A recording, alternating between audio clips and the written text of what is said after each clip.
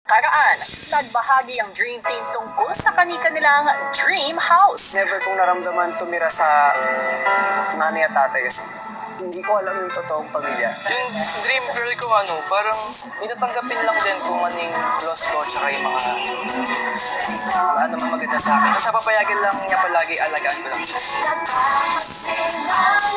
Ngayong hapon, mapupuno ng saya at kilig ang bahay sa inspirasyon dala ng McQueen. Pakinggan natin ang awiting na buo ni Nonong at Maymay tungkol sa magkaibigang mukhang nagkakaibigan na. Ako'y natuto, umibig,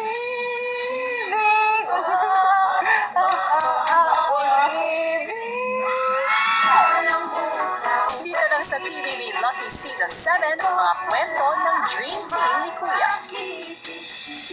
Habang nasa sala, si Cora may naitanong kay McCoy. Kailan mo naramdam na may crush ka kay Elise?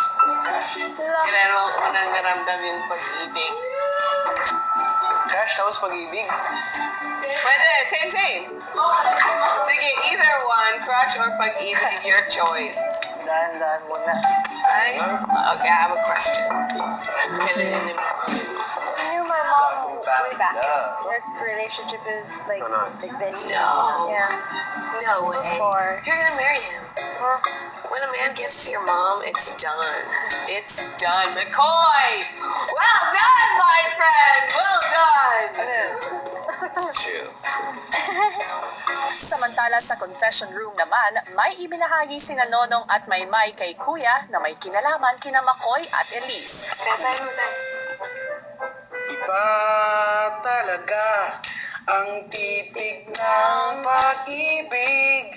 Iba ang nakikita, lagkit ng iyong mata. Dahil sa'yo, ako'y natutuwa. Dahil sa'yo, ako'y kinikilig. Dahil sa'yo, ako'y natuto. Umibig, oh. Hiningal pa na ako.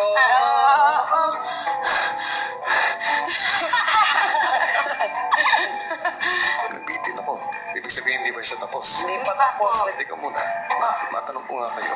Paano ba nagsimula yung kantang yan? Kasi nung nag-uulahog kami, si Makoy tsaka si Elise, nagtititigan sila.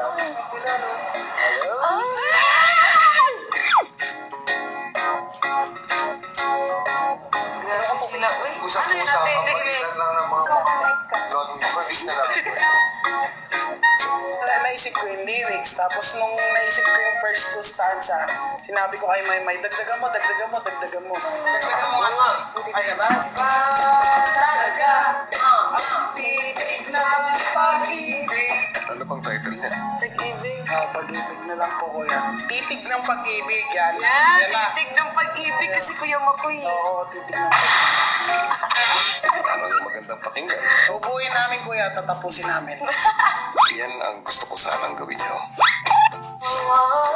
Parang kanta ni Elise kay Makoy. Kasi ang mahilig tumitig sa kanila si Makoy.